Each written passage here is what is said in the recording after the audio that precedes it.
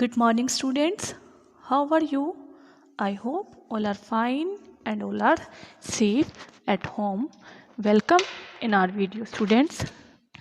Today, in this video, we are going to continue our chapter number 1, that is our environment. Okay, so let's start. Students, yesterday in my previous video, we have discussed about abiotic components that are water and air and also light. And now today we are going to start our next topic, that is temperature. The temperature at a place is indicative of the degree of hotness or coldness at that place. It can be measured by a device called the thermometer.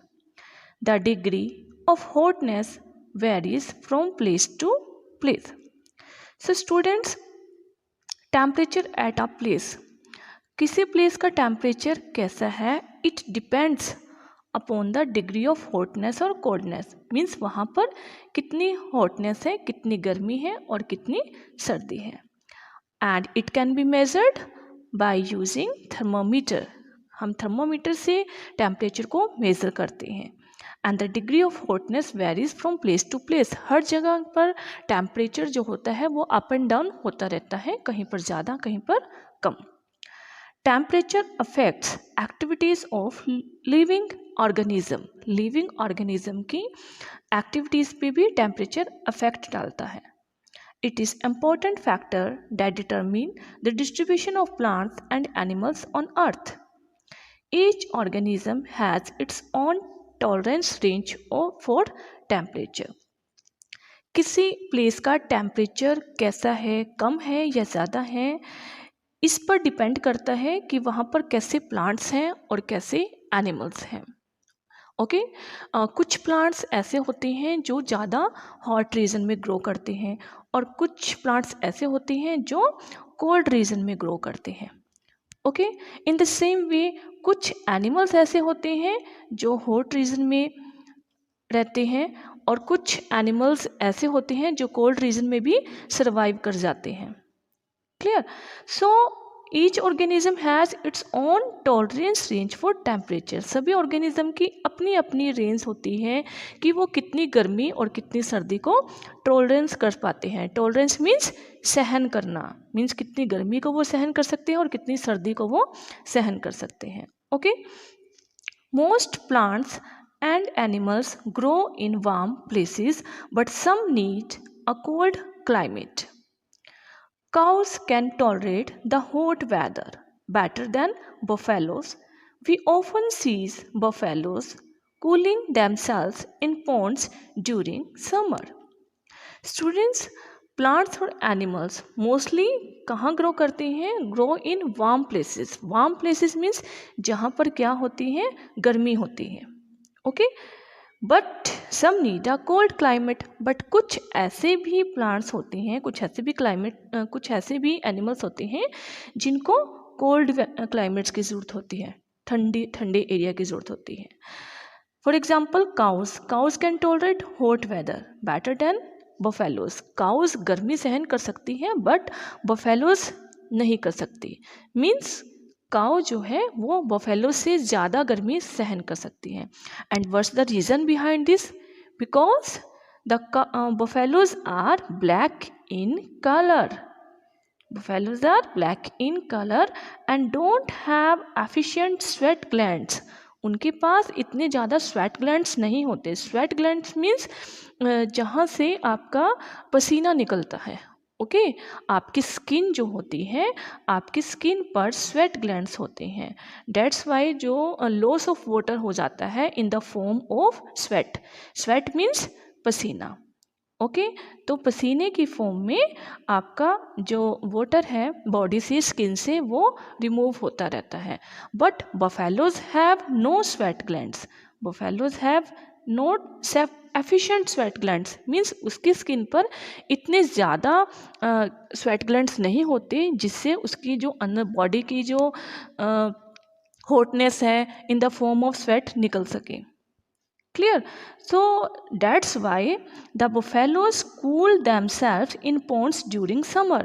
और इसी वजह से buffalo जो है वो during summer गर्मी के दिनों में पॉन्ड्स में रहती है, क्योंकि पॉन्ड्स में वाटर में उसको क्या फीलिंग होता है, कूलिंग फील होती है. ओके स्टूडेंट्स, दैट्स वाई वो पॉन्ड्स में रहती है. Clear?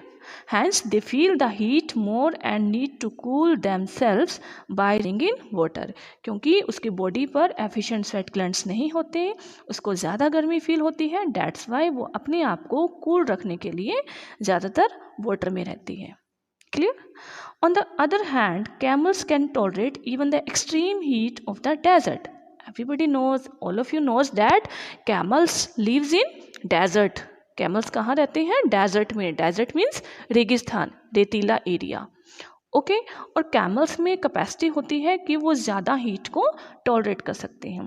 They have no sweat glands.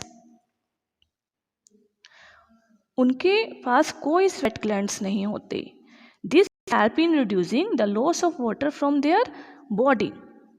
They can leave water from many days. Students, उनके पास कैमल्स के कोई स्वेट ग्लैंड्स नहीं होते. No sweat glands. Okay, it's mean अगर स्वेट ग्लैंड्स ही नहीं होंगे तो लॉस ऑफ वाटर नहीं होगा.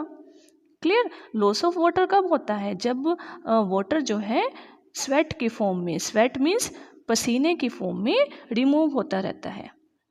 ठीक है, बट क्योंकि उनकी बॉडी पर, कैमल्स की बॉडी पर कोई स्वेट ग्लैंड्स नहीं होते, that's why loss of water नहीं होता. Okay, and that is the reason because of this the camels can live without water for many days. Camels बहुत दिनों तक बिना वाटर के भी रह सकते हैं. क्लियर? जब वाटर का लॉस ही नहीं होगा तो उनको और ज़्यादा वाटर की ज़रूरत ही नहीं होगी. Hope all of you have understood. Now the polar bears, penguins are found only in cold region. कुछ एनिमल्स ऐसे होते हैं जो कोल्ड रीजन में रहते हैं, just like example polar bear, penguins. And the tiger elephants are found in warm region. जो tigers होते हैं और एलिफेंट होते हैं वो कहाँ रहते हैं, वार्म रीजन में रहना पसंद करते हैं. Okay, now the next abiotic component is soil. Soil is another important abiotic factors of our environment. Most of the plants can't grow without soil. Soil provides water and mineral to the plants which are important for their growth. Everybody knows that the plants grows in soil. Plants कहाँ grow करते हैं, soil में. And soil provides water and mineral to the plants को water and mineral कौन provide करता है, soil. Okay, and both the factors water and minerals, water भी और मिनरल्स भी, both the factor are needed for the growth of plant. Okay, now next is interaction in the environment. Plants and animals are interdependent in their food relationship. They are animals that feed on plants. Many of such animals are eaten by other plants. In turn, they are eaten by some other animals. That is known as food chain. Students, you have studied in your class 5 also what is food chain. Food chain means who eats whom. Who eats whom. कौन किसको खाएगा.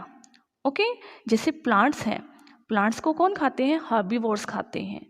Clear? कुछ animals plants को खाते हैं और फिर उन एनिमल्स को कौन खा जाता है, कार्निवर्स. क्लियर? तो ऐसे एक चेन चलती रहती है and the chain is known as food chain. Clear? This chain is known as food chain. क्योंकि हम सभी प्लांट्स और एनिमल्स इंटरडिपेंडेंट हैं. हम प्लांट्स पे डिपेंड होते हैं, प्लांट्स से जो फ्रूट्स और वेजिटेबल हमें मिलते हैं हम उनको खाते हैं. Okay, so there is an example of a food chain that is grass. Grass means producer, जो अपना फूड खुद प्रिपेयर करते हैं. तो ग्रास को कौन खाता है, डियर. ओके, डियर जो है वो ग्रास खाता है, that is deer is primary consumer. और डियर को कौन खाता है, लॉयन. लॉयन ईट्स डियर, तो lion is secondary consumer. Okay, so this is an example of terrestrial food chain. Terrestrial means जो लैंड पर पॉसिबल होते हैं. अब लैंड पे जो एनिमल्स रहते हैं तो वो टेरिस्ट्रियल फूड चेन बनाते हैं. ओके, और जो वाटर में रहते हैं that are known as aquatic animal और एक्वेटिक प्लांट्स. जो वाटर के अंदर फूड चेन बनती है that is known as aquatic food chain. Clear students, aquatic plants और एनिमल्स भी फूड चेन बनाते हैं and that food chain is known as aquatic food chain. Clear. Now there is an activity for you. For each of 3 cases A, B, C, use the words given in the box to make a food chain. आपको एक food chain create करनी है. Here is given owl, grass, grasshopper, rat and snake. Clear. Food chain create करनी है. You have to write here the first, you have to write in the first box grasshopper, sorry grass. Clear. You have to write grass in the first box. Grass.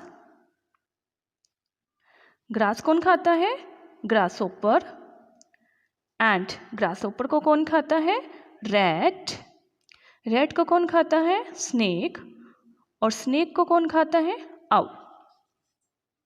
Okay students, so this is the chain. You have to write this way in your box also. Firstly, you have to write here grass. ठीक है? And then you have to write here grasshopper. Then you have to write here rat. And then snake. And then owl. You have to write here grasshopper.